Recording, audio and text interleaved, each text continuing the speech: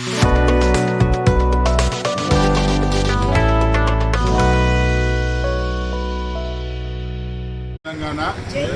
కేసీఆర్ గారి నాయకత్వం, కేటీఆర్ గారి నాయకత్వం, సుమన్ గారి నాయకత్వం, చెన్నూరు నియోజకవర్గం చెన్నూరు పట్టణంలో ఎస్బీఐ బ్యాంకు గత 5 రోజుల క్రితం ఏదైతే ఎస్బీఐ బ్రాంచ్ అమ్ముకొని కొన్ని వందల వేల మంది ఖాతాదారులు ఇక్కడ ఉన్నటువంటి బ్యాంకుని అందులో గోల్డ్ డిపాజిట్ చేసుకుంటే ఒక 300-400 మంది ఖాతాదారుల యొక్క గోల్డ్ని ఉన్నటువంటి క్యాషియర్ కానివ్వండి, మేనేజర్ కానివ్వండి, ఇక్కడ ఉన్నటువంటి వేరే ఇతర పనిచేస్తున్నటువంటి స్కూల్ కానీ వీరందరి సమక్షంలో సుమారు 12,61,00,000 గోల్డ్ మాయమైందని చెప్పుకోవడానికి నిజంగా ఈ ఎస్బీఐ బ్రాంచ్లో పనిచేస్తున్న మేనేజర్కి సిగ్గుందా లేదా అని అడుగుతా ఉన్నాను.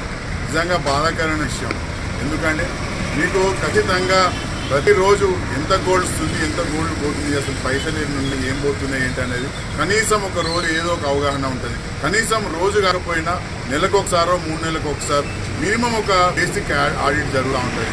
10 నెలల నుండి ఇంత పెద్ద మోతాదులో ఇక్కడ ఉన్నటువంటి 12,60,00,000 బంగారము, అదేవిధంగా 1,10,00,000 రూపాయల నగదు మాయమైతే వీళ్ళకి ఎందుకు సోయి లేదని నేను అడుగుతా ఉన్నాను. ఈ యొక్క వ్యక్తులందరూ కలిసి ఈ యొక్క కుంభకోణాన్ని చేశారనే కోణంలో మేమందరం ఆలోచిస్తాను. ఇంత జరుగుతున్న ఇంతమంది బాధితులు గత 5-6 రోజుల నుండి బాధకు గురై ఇక్కడ వచ్చి వీళ్ళు ధర్నా చేస్తున్నారు, మేనేజర్తో మాట్లాడుతున్నారు, రీజనల్ మేనేజర్తో మాట్లాడుతున్నారు. అయినా కూడా ఇప్పుడున్నటువంటి ప్రభుత్వంలో ఒక ఎంపీగా ఉంటాడు, ఒక మంత్రిగా ఉంటాడు, వివేక్ వెంకటస్వామికి కానీ వంశీకి కానీ ఇవేం పట్టింపులు ఉండవు.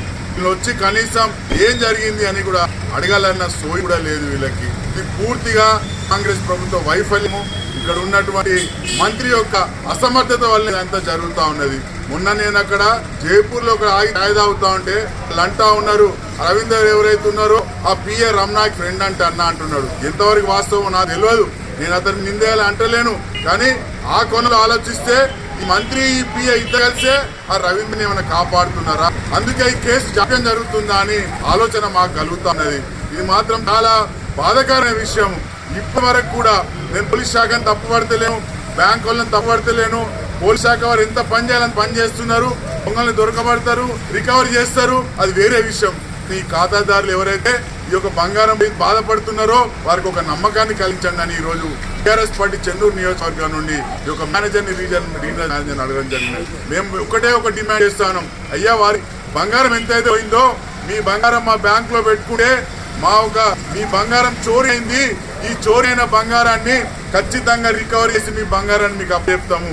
ఒకవేళ మీ బంగారాన్ని మీకు అప్పచెప్పకపోతే ఆ బంగారం వర్త్ ఒక పైసల్ని మీకు ఖచ్చితంగా అప్పచెప్తామని ఒక నమ్మకంగా మీకు రాతపూర్వకంగా రాసి అని ఒక డిమాండ్ చేస్తున్నాం.